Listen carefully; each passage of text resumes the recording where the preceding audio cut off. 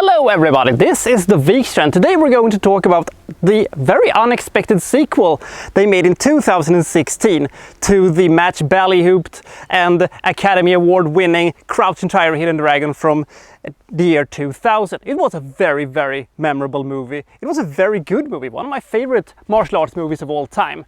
When I heard that they had a sequel to it, as a Netflix only movie, I was a little bit, don't know if I like it. But I saw it and I thought it was pretty damn decent. It's actually, no, let's strike that. I think this movie is pretty damn good. But this movie will inadvertently be, a comparison between Ang Lee's masterpiece from 2000 and this not quite masterpiece from 2016 and see how they measure up. Let's take a look at it, shall we? This is Crouching Tiger, Hidden Dragon, The Sword of Destiny.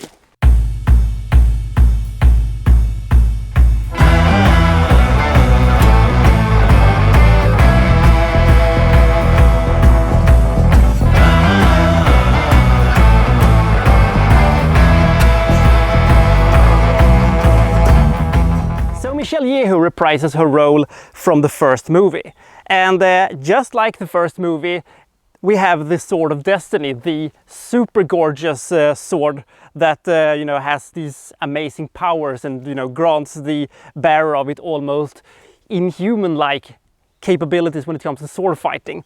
And once again, it's being stolen, but not time by Zhang Zi, who doesn't appear in this movie at all.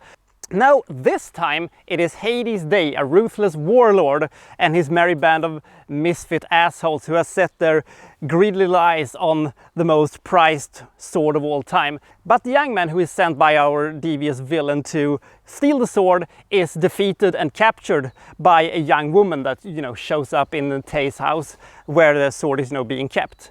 And the young woman wants Michelle Yeoh to be her teacher, which she begrudgingly accept. Everything she does in this movie is a little bit, I don't really want to, but I'll do it anyway, kind of an attitude. She's like a slightly grumpy aunt that really doesn't want to babysit the children, but decides to do it anyway because it is the right thing to do.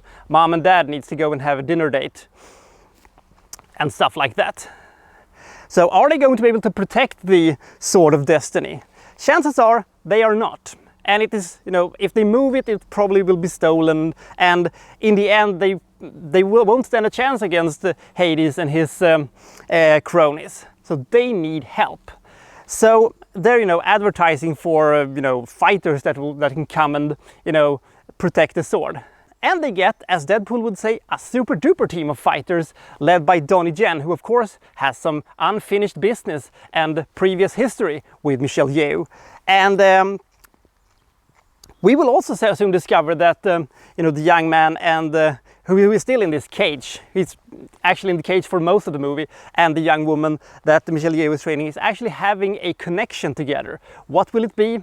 Answer might actually surprise you. So this is actually our movie, sort of in a nutshell, sort of. There are, some side plots also that need to be resolved. Comparing this movie to the original 2000 Ang Lee movie is not as cut and dry as you would I really think it's going to be, because the story of this movie is just as good, if not better, than Ang Lee's movie. The characters in this one are just as good, if not better, than Ang Lee's movie. But everything else about it is a little bit subpar. But one thing that really bothered me, I didn't know it was going to bother me as much as it did, but one thing that really bothered me is the fact that they speak English. So we have Chinese actors in China by a Chinese director, and they speak English. Now, English is, none of these people's first language. And that means that every word they say and every piece of acting they do, they have to do it in a different language. And, they can't emote, feelings and stuff like that in the same way as they would have done in their native language. Now, if the original Crouching Tiger, Hidden Dragon would have been in English, I probably wouldn't have ragged on this movie so much, but I have to do it because it's really distracting. It's almost like somebody, would make movie reviews, in English, despite not being his, first language at all. Stop it. And it is impossible not to see that this movie doesn't have the scope or the cinematography as the original movie, or even movies like The House of Flying Daggers or Hero, the best one of the bunch. You know, these waifu movies that came early 2000s. But the movie is still a very, very enjoyable and very, very entertaining martial arts movie, even though this movie has a lot more swordplay than, you know, kung fu than the original one. Does it, by the way? Or was that also mostly swordplay? I'm not sure, actually, now that I think about it. Anyway, we have very compelling characters, and we have a very compelling story, and we have some very good fightings, and we have some very good action sequences. The fight in the tavern is probably my favorite. It's a lot of fun, and it has a lot of great character moments. We also have an absolute corker of an ending with lots of great fighting and lots of great action sequences, and so the movie is a really good one. When it comes to the villains, Hades Day is not a very interesting villain who doesn't have a lot of screen time, but on the other hand, the original one had exactly the same problem. So apples and pears, I don't know. They're basically the same in this kind of comparison.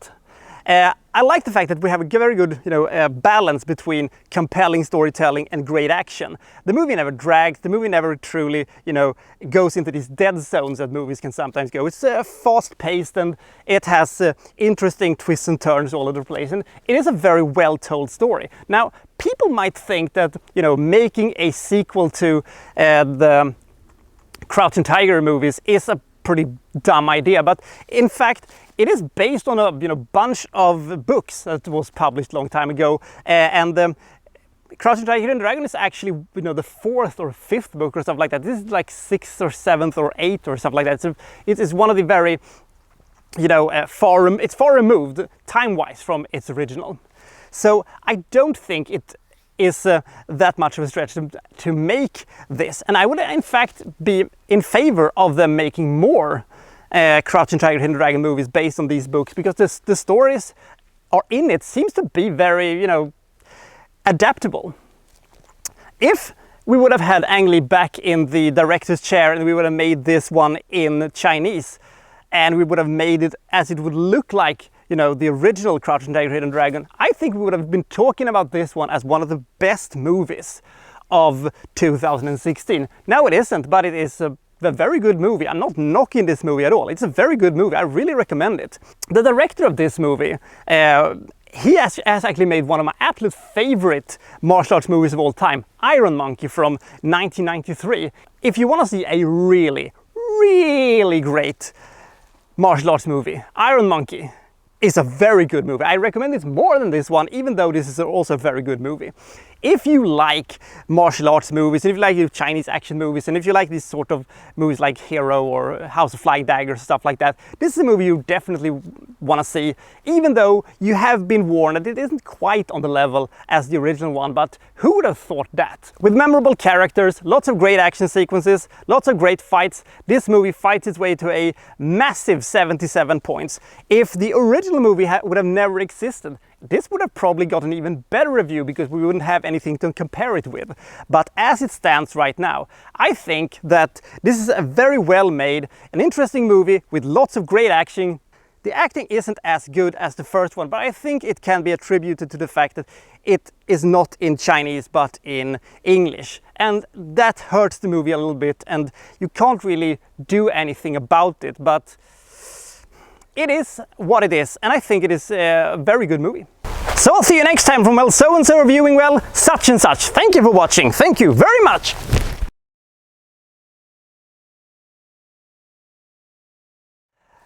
Comparing this one to the original Crouching Tiger, Hidden Dragon is, well, you could describe it like